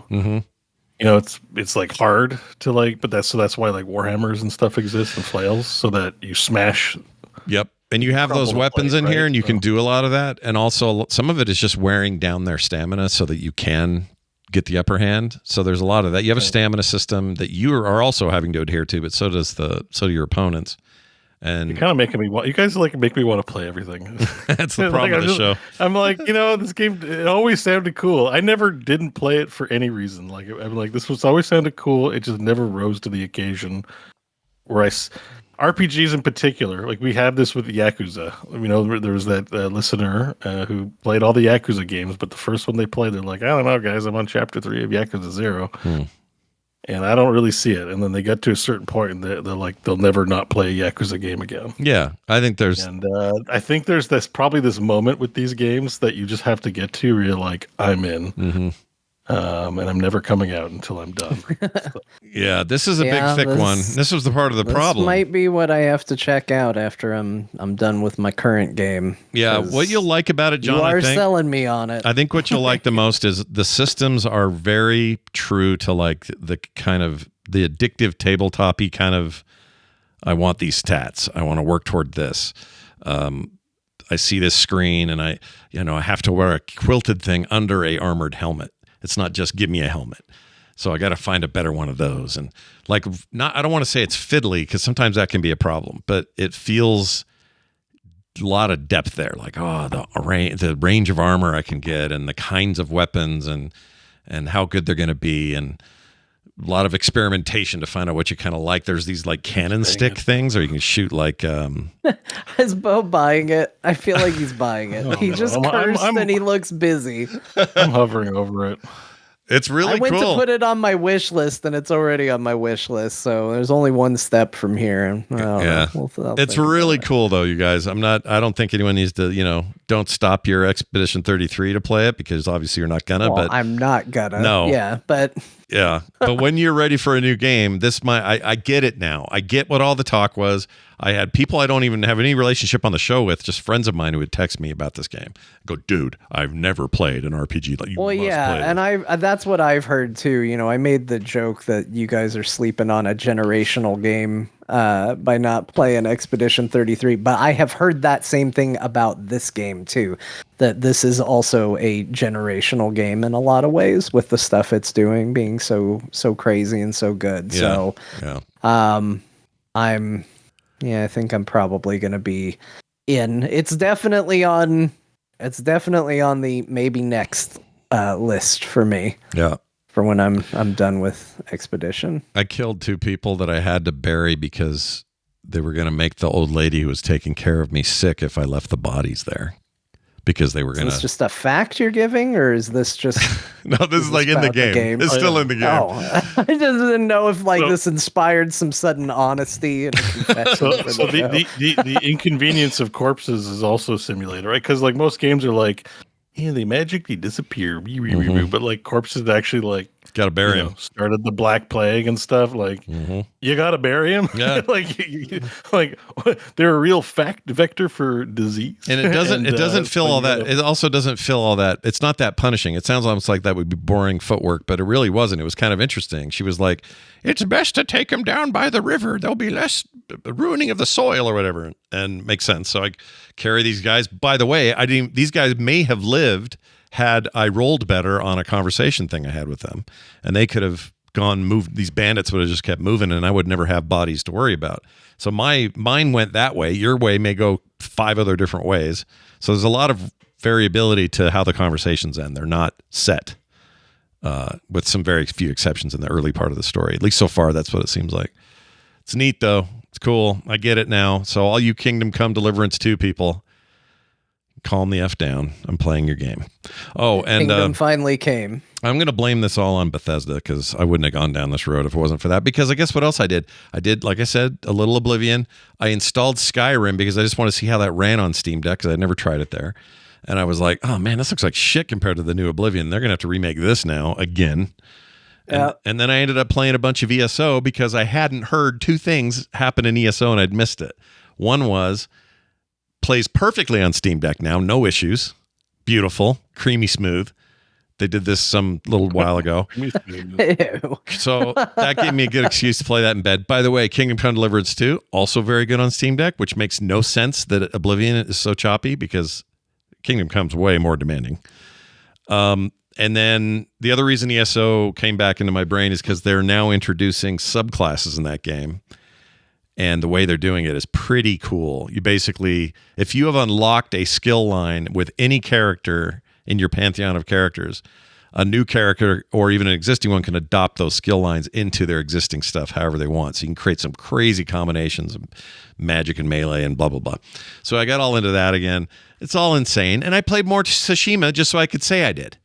Just so I could come here and He say, logged in, got on his horse, got off his horse, and was like, "There, I helped. I got defend in. Tsushima. I got in. I did a mission. I killed a bunch of Mongols, and then I got out because I had time. The only other thing I played today, or I haven't played yet, but I've installed it. I want to. Jake Trower, who runs Jayonaut Games, it's a very small little developer. I think it's just him. Sent me a copy of his game, Babushka's Glitch Dungeon, and I haven't played it yet, but I love the name. And That's a great name. It's a little old lady who's in a dungeon doing stuff, but I haven't played it yet. I haven't had time yet, but I'm gonna. But it's this cool little pixel. Look at this little lady. She got a clean shit. There's some kind of glitches going on in the world, like digital glitches. So maybe some kind of time travel stuff going on. But you got to solve puzzles. You're this cute little lady. It's kind of some precision stuff. It's hard to explain what's going on here. I'm not sure. I've seen some video, but it seems neat, and I'm always happy to support any of our listeners who are doing cool stuff. So thank you for sending me that. I will give it a shot. Cool, actually. Yeah. Bo, what you get up to this week? All right, guys. So let's get this out of the way. I know we do a show where we play new games and share it, and I just could not. I'm in a hole right now. I'm in, and it happens every year. So it's happening this time of year. Hot off the heels of getting over my Magic the Gathering addiction for now, which I stopped playing. I played hundreds upon hundreds of Heroes of the Storm games this week. Oh my gosh, hundreds, really? And every time I was like, I should probably play some Expedition 33 to check it out for core. I was like, I'll do it later. I'm going to play some Heroes. And then 8 hours went by and I was like, well, now I don't feel like playing Expedition 33. And they just kind of kept happening.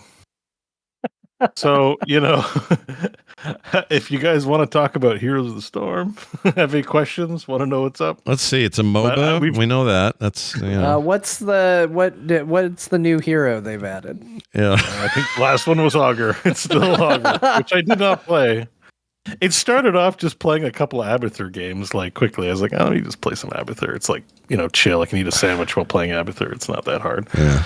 And then I was like, then you see someone playing Hanzo, and I'm like, oh shit, I'm gonna have a Hanzo game. And then you see someone playing Stitches, and I'm like, I remember Stitches. I gotta play Stitches. And like, I've almost played every hero on the roster. I mean, when it gets to the point where I'm playing Lost Vikings, I'm digging deep into the roster. But I've been playing like kind of nonstop all week, and you feel like it's just like I don't feel that bad because it's still like how the show came together. So out of any old game to be like dining in on, I'm like, it's what brought us together. So why not? Yeah, but is it just like a little comfort zone? Like it just feels because I have this once in a while where I'm just like, I don't want to play anything right now. Nothing sounds good. So what I gravitate to is just stuff I love already, and that's normal. I mean, I really loved, like, I genuinely loved that game. Like, I just, I think when you play it for a long time, I don't know, I think I played it so much, like, whenever I log in and start playing it again, I feel those feelings from before, right?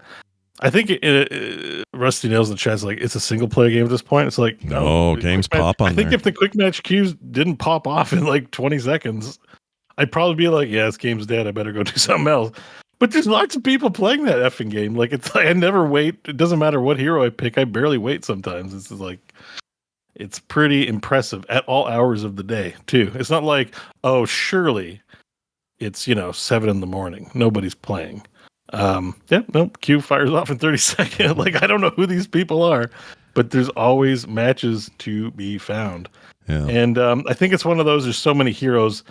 And this was not a game where I'm like, these are my 4 heroes. It's like, whenever a hero would come out, I would like, play them at least to level 15 and master them. So like I get to this point where I'm like, I want to play this hero and I want to play that hero and I want to play this one. And, just, it's fun. Like, and the game's really good. Like, it's so good. Yeah. Yeah. It's just, I just have like fun playing it. Like, I get satisfied when I get my kills or we get our win. And, do you feel like you've seen an increase in that the quick play queue from the Game Pass introduction, because it's on there now? It's hard to tell because over the years I do go on like these Heroes of the, like I said, but once a year I go on like a large Heroes of the Storm bender. Yeah. Maybe twice a year. The queues have never, the quick match queues have never stopped popping. Like, as far as this is like not a dead game. Like, and it's like matches are 30 minutes. So you're saying at any given 30-minute intervals, there's always a lobby of 10 people that you can find to play, which implies that there's a lot of people. Yeah. Yeah, in the queue to form matches. For some So, reason, like, Rusty Nails in the chat is convinced it's all bots. That is not true. You can tell. You know the difference in this game, whether they're no, bots they or not. talk. I mean, at least If the ones they're in my bots, they're very vulgar. Rude you can bots. tell. So I know how the bots in their game play. They're pretty bad. So I can tell most of the time when the opponents are automated, controlled. Again, I have 12,000 games logged at this point. So Yeah. I know I hesitate to be arrogant because I know a few weeks ago I swore there was over 100 heroes and was completely wrong. So, Sure. grain of salt on this commentary. But like I can generally tell when they're bots. And certainly they're, everyone says good luck, have fun, and GG, and sometimes there's comments and stuff. Like there's enough chat going on in chat that it's not bots. Also, I remember Blizzard saying they never put in bots unless they say the name of the hero above their head, not the username. So not faking usernames. If it's Thrall, it'll say Thrall. Yeah, like I think this was definitely a game where they didn't institute that practice like you see in like mobile games and stuff where like you don't know who's in the lobby. Yeah. Right? Like I'm fairly certain based on the people on my team and based on the player behaviors, like they're not. It's not bots. Well, apparently it's cynical day. Even at the end of matches, you can do that in the loading screen too, but you can examine like their profiles. Oh, right, that's true. Like, you can see who they're squatted up with and stuff like that. I'm guaranteed. I bet my life on it. Like, there's not a single bot I play against in quick match. Yeah, I think it's cynical day in the chat, and I forgot to celebrate. So I mean, yeah, and that's also cynical day. Is that a real thing? I don't know what. I forgot to wear the right clothes for cynical day. Yeah, I mean, I'm sure there's lots of people playing ARM too, but I tell you, I've put in over 100 games. Like it's 30 minutes each. There's a lot of hours, a lot of matches, ton of games. Jeez Louise. Yeah, I'm pretty sure I broke 100 games this week. I've played a lot of heroes this week. I'm on a heroes bender, and it's just been fun. So well, there you have it. Like, there's not much new to say or report. It's just like I think we know that I have like a bit of an obsessiveness when it comes to just games in general. Like when I play them, like I'm a little burnt out on RPGs from Final Fantasy. I played Rebirth and then Remake, and I didn't just play them. I've almost got all the achievements in them. I replayed them a second time in hard mode. I still have to finish the 4 chapters of Rebirth on hard mode, so that's like still on my to-do list. So I played them over twice as well. Yeah. Also, by the way, I've got to talk about our gift givers. They're smoking crack today, in a good way, in the best way possible. What happened? I have like 5 games. I woke up this morning to like 5. Well, it started as 3, but it's grown to 5 games so far, both Shatterproof and Poppin' Fresh. Shatterproof and Poppin' Fresh have been popping off this show. I keep thinking, I got to turn my sound off because my Steam notifications keep pinging during the show. And then I think, but I'm not going to get any more. It's happened like 4 times. Well, the old saying about three hosts on the show apparently didn't work today because I got no notification. You already have Kingdom Come Deliverance. Oh, that's how you guys are getting it. Okay, I got it. That's what I just got. I mean, I got Wanderstop and Badlands Crew. Poppin' Fresh gifted me Dune Awakening, which is something I really like. That's a must play for me. So, awesome. Yeah. And yes, Poppin' Fresh also just gave me Kingdom Come Deliverance too. Jeez, so I'm accepting you guys. That's your money gone. Goodbye. Yep. Take that. I'm clicking accept on all of them. There you go. You no takesy backsies. Thank you. I appreciate you guys very much. I do think that it's come. So this just keeps reminding me. One other thing I didn't mention. I almost reinstalled. I can't believe I'm going to say this. I almost reinstalled the Bethesda game. Starfield. I almost reinstalled it, John. Because I got in this mood for first person. I'm lucky I didn't try to reinstall one of the Fallout games this week. I don't know what my deal is, but Bethesda gets under my... I would have been less offended by Fallout. Starfield... I mean, he's not wrong, Scott. I know. There's so many good, wonderful games to play, but I've decided to install boredom in video games. I wanted to see I wanted to see where that game is. That's all. And I didn't do it. I know. I honestly, you're gonna get comments. I don't personally. They don't get through to me. I'm sure there are other people who say things to you. But the comments that make their way to me the most when people get upset is when I criticize Starfield. aka Boredom the video. There's some Boredom. people that like that game, you know. Yeah, so. they like it very much. I acknowledge you. Please don't write that Yeah. your game's boring as shit. Star boredom. It's called star boredom. You know, I just call me when they get rid of that big circle in the spaceship HUD. Yeah, you hate that. You Circle's never my liked that. problem. Yeah. I mean, Bo's problem is the circle. My problem's the game. the game. I like the game and I'm okay with the circle, so I don't know what's going on with me. But I'm a sucker for their And then formula. I can't help it. It's just my thing with them. You know what? You play what you want. As someone who played Heroes of the Storm all week, you have my blessing. I do like the Starship creator there. If the only thing preventing a comment is John say something nice about Starfield, the Starship creator is Pretty good. It's pretty good. and awesome. And boarding ships is a really cool concept. Yeah. If a video game company wanted to make a good video game around a cool starship creator and boarding and taking over and pirating ships, that would be a game I would want to play because Starfield gets those two things very right. Yeah. I mean, none of these criticisms are wrong. I don't know. I just like their stuff. I mean, I think I killed Liam O'Brien twice yesterday, by the way. Twice I killed Liam in we don't like that's that. not nice. Don't kill Liam. Elder Scrolls Online. He played two different characters, two different separate quests. Absolutely wrecked these two characters. Just tore them to pieces. It was great. I enjoyed it. And I texted Liam immediately and said, "Hey, I killed you twice today." And he said, "Elder Scrolls?" I said, "Yep." And he goes, "Yep." That was the end of that. Wouldn't it be funny if he texted back? He's like, "I'm at a funeral." Like, Oh man, next time out of the blue, I killed you twice. that would be bad. Like, dude, that was not appreciated. That would be bad. All right. Well, there you have it. Let's One more thing to add. Go ahead. One more thing to add Yeah. is next week is Happy Doom the Dark Ages week. By the Oh, way, shit. also in case you're just like, I don't have enough games to play, I can guarantee everybody, I spent my own cash. I don't have that one yet. The deluxe edition of Doom. I'm which playing means it on Game Pass. Don't anybody do favors. I'll be fine on You'll Game be Pass. fine on Thank Game you. Pass. Yeah. All right. I pre-ordered it. I get the play 2 days ahead due to the pre-order, and I'll get the DLC, which I know I'll probably get anyways. Yeah. And so I will definitely have a new game to report, because if there's one game that's like I'm very intensely curious about and will click play the moment I can start playing it, it's going to be that game. So Tuesday, I think, is the early launch days. So please tune in next week. It won't be more Heroes of the Storm. I'll be playing Doom the Dark Age. You're gonna stream? You're gonna stream all that business then? I should. Yeah. I'm going to stream it for sure. Nice. Yeah. I'm so stoked about Doom. Like, I hope it's good. I'm just. Tonda says what I we're all think I thinking. might really like this one. I think this one might be up my alley. Oh, same. Yeah. This kind of tanky, more grounded thing, right up my cheese. I'm excited about it. I mean, they've proven themselves over 2 games to like make a good Doom game. So I'm, like I have my I'm just like, do I have to have a shield the whole time? But I'm just any negative comments that start nagging at my brain, I'm just like, just put them aside. Try the game. It's gonna be great. I'm sure it's going to be great. You love the first 2 entries. You're going to love this one. Previews have been very glowing. People are like, man, that shield is cool, and all that. So, and like the weapons look pretty sick. So I'm sure I'm going to love it. So This year has been an awesome video game year. so far, it is a killer year. It's stellar. Yeah, we're been a firing stellar year for games. firing everybody.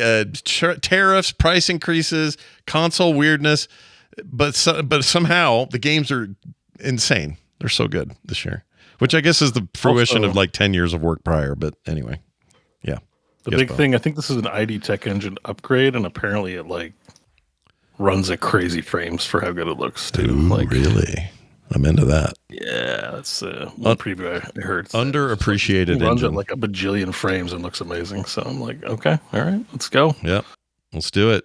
And they better. So I'm stoked, man. Like it's Christmas soon. I love the new Doom games. So I'll bring it. What if they put John Romero's head in a closet and you have to find it and shoot at it? Do you remember that? Cool. And Dune, Yeah, like I that's, do. Dune 2. Except I seems didn't- on when I found brand it- for the series. Yeah. When I found it, I didn't know who John Romero was. I just thought. Oh, you just see a guy's head in there? That's great. That's like great. in like 1990 or 2000, like whenever it was, you're just like, okay, you find the secret and you're like, all right, 93, 94 for that one? Something like that. yeah, something like that. When I distinctly remember it and going like, yeah, like, what is it? Okay, When I So I told you guys I met Romero at a software store, right? Because he used to work here at a place called Software and More, and I think his aunt owned it or co-owned it or something like that. And he was like in his, well, like me, we were like young 20s or something like that. And man, he's a grumpy guy before it took off. Like they'd already had stuff under their belt. They'd already done Keen and the two Wolfenstein, Spear of Destiny, and then the first one. But they were all still doing regular jobs. And I can't remember why he was in Salt Lake then, but he was so grouchy. And now he seems Probably like a comfortable, nice dude to hang out with now, as best I can tell. Not a customer service guy. Yeah. Yeah. He wanted out. He's like, I want to make games. F this shit. That's it's kind of pretty how I easy to, felt chat. when I worked in customer service too. Yeah. Sure. Probably wasn't digging it at the time, I guess. Well, let's find out who's digging what, because we got a call here from Ziggurat. Yes, that's right. Time for these. That's a good question. We got questions. We got answers. Ziggurat wrote in about a certain voice actor, and you'll understand after I hit play. Although, did Scott forget to move the files? Oh, he sure did. Here it is. I'll play it now. Hello, Core Crew. Ziggurat here. Just wanted to point out that, have you noticed that Game of the Year contenders these days seem to all have Jennifer English in them? Coinky dink? I think not. I mean, she's in your thing, John. Shit. She's in... That's true. I don't know if she's in Kingdom Come. That was like that was like a well-recorded... No Foley in the background, by the way. Mm-mm. Usually people have stuff going on in the background that calls, but... he was chill. He was really chill. It was chill. a velvety, smooth call, you know? Mm-hmm. Yeah, it was. I wanted more. It ended. The voicemail ended so abruptly. It was very short, but Jennifer English, she gets around. She's got many jobs in voice acting, and we're playing a lot of games with her voice in it. So I think he's right. It's not a coincidence. She's that good. Doing a stellar job in Clair Obscur as well. She's the sister, right? No. Who am I? She plays Mael, who is the she's the quasi-adopted daughter / adopted sister, you could say, of Gustav, but that's who I'm thinking of. They're not actually related. Right. Like, in this world has a lot of orphans, as you might guess. Right. So she's adopted into the family, and he kind of fulfills a parental and sibling role. Still the best romanceable character in all Baldur's Gate history. So there's that. Never forget, never surrender. I mean, look at her. Yeah, but never play either. Scott, why don't you finish that game? Yeah, that's another one. Yeah, I know. It's because Scott's like, let me speak with great authority. I mean, I dated her. That I did not. I dated. So amazing. I don't want to play the game anymore. I got as far as like a couple of camps in, and her and I, we had a night. We had a nice night, and then that was it. I think you need to clarify, seeing as you have the actress's picture up, that you're speaking about Shadowheart, Scott. Sorry. Yes, I'm talking about the character Shadowheart played by Jennifer English. Just for the record, I do not have some creepy pseudo parasocial relationship with her. You say that, and yet everybody seems to accuse. They have a celebrity crush. I don't have a lot of video game crushes. A celebrity crush. Sure, that's fine. She just seems really nice. I think we'd get along fine, her and I. I'm a married guy. I got, we're done with that side of my life. But it would be very nice. I'd shake her hand and say, this is really nice. And how you doing? And I love your work in games. She'd say, oh, lovely. And then that'd be the end of it. That'd be it. Your impression. Oh, lovely. Is that the accent you like? Yeah. I make a tea. Crumpets ready. Fantastic. Go back to being a stereotype now that I've met you. Oh, shit. Where are we now? Oh, hey, a text from Justin. I have to sit up. I'm sliding off my chair. Hold on. Here we go. Core Crew. John has a very solid point. I'll keep going. That Oblivion Remastered is not a remaster or remake, but something in between. It gives me a lot of thought, and have come up with the term remask. A remastered game is putting makeup on it. It's still the same game, but just enhanced. A remake is a complete plastic surgery, and the same idea, but built completely from the ground up, like your Final Fantasy VII stuff. A remask is a completely new look with the same core engine underneath. What do you guys think? Thanks, Justin. Yeah, I mean, I don't know if that's what we should all collectively call it, but it is kind of that. It's a shell on that thing. Proposing a new term. Yeah. Remask isn't bad. A remasking. The chat's throwing out a lot of suggestions too. So far, we've got a master make, a remakester. Tezzeret says refurbished. Refurbished is kind of funny, actually. Like, when you think about it, refurbished is actually kind of funny. John would play Starfield refurbished for sure. Yeah, would you play a refurbished Starfield? You'd do that? I would 100% play a refurbished Starfield. Yeah. It depends on how much they're refurbishing, though. We got to refurbish a lot. The Jatster, or whatever his name is, says Refantasio. It's a Refantasio. Yeah. I like that, too. What did you say their name was? What is it? The Ghost Rider. Oh, it's Ghost Rider. They have a Ghost Rider icon to even help you figure it out. Oh, yeah, there it is. The skull. Sorry, I missed it. I had it way over here and I couldn't see it. It looked like the Chadster. It was not even close.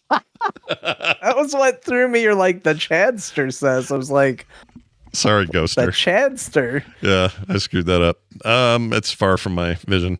Anyway, these are both great messages. Thank you guys for sending these in.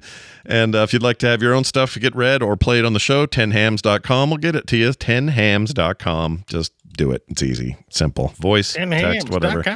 Some new features coming to that soon where if people...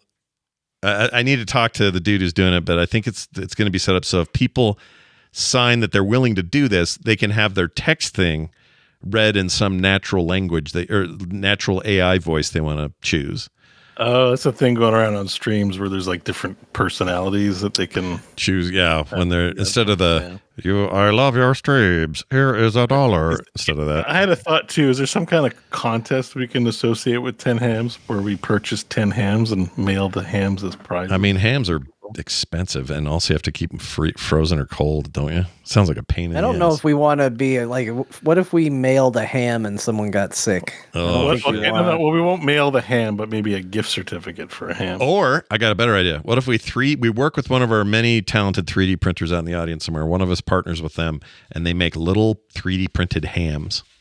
And we'll send those out. Yeah, these ones don't eat them, and they're just hams. We'll put them on a little plate. We're like Jesus on them, like you can see the face of John in the ham.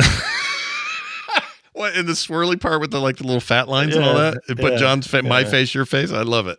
Yeah, so we make 10 of them, and collect them all kind of things, and they'd be really valuable because there would be only 3 or 4 of each of us in the world. I don't know why I call them fat lines. They are marbling. That's what I meant.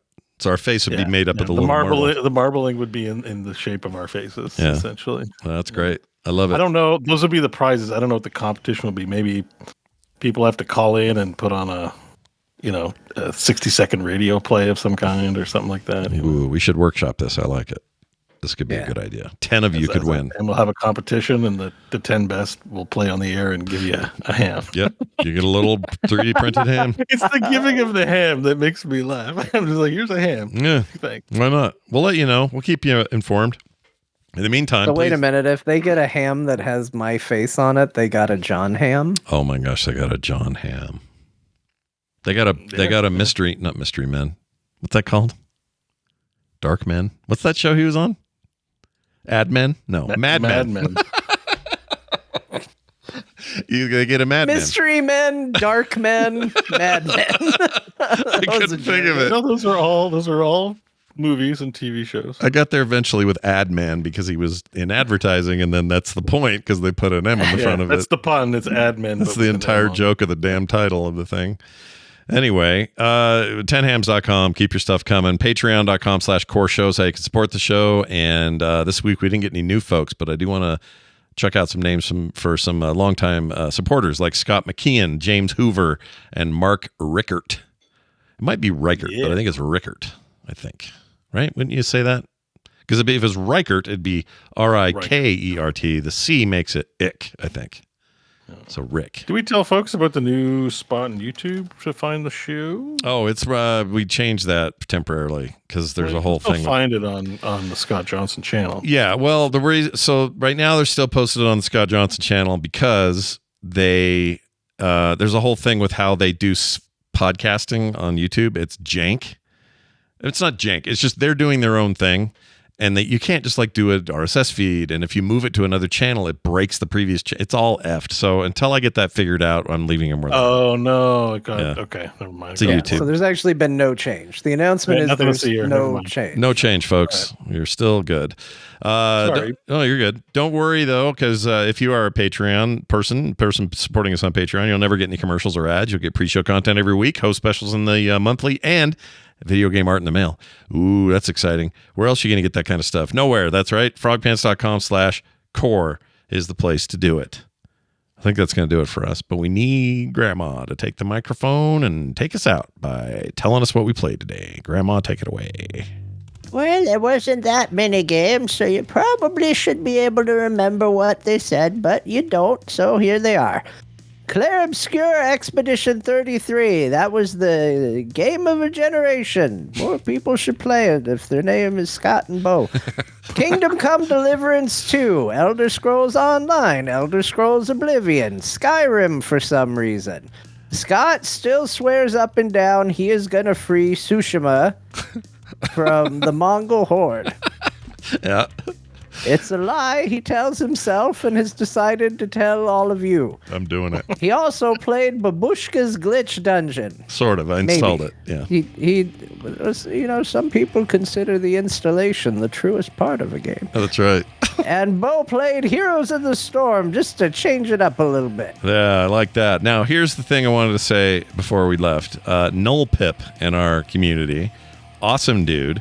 Here's what he does every week. He goes in, watches the show, and he makes all of our markers, like bookmarks, for the video version on YouTube.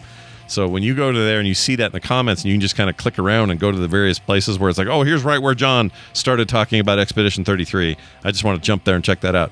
He does all of that and then submits it every time. It's usually like a day after the show goes up. I just wanted to give him a shout out for doing that. Such a cool thing he does. Very grateful that he does it. And thank you, Null Pip, for your fine work. All right. That is going to do it for us. I can't think of anything else. Oh, well, we do this show live on the Thursdays at 1 p.m. So come join us if you want to watch us live. Frogpants.tv for details, or the Core website will get you there too. That'll do it for us, for me, for Bo, for John. We'll see you next time.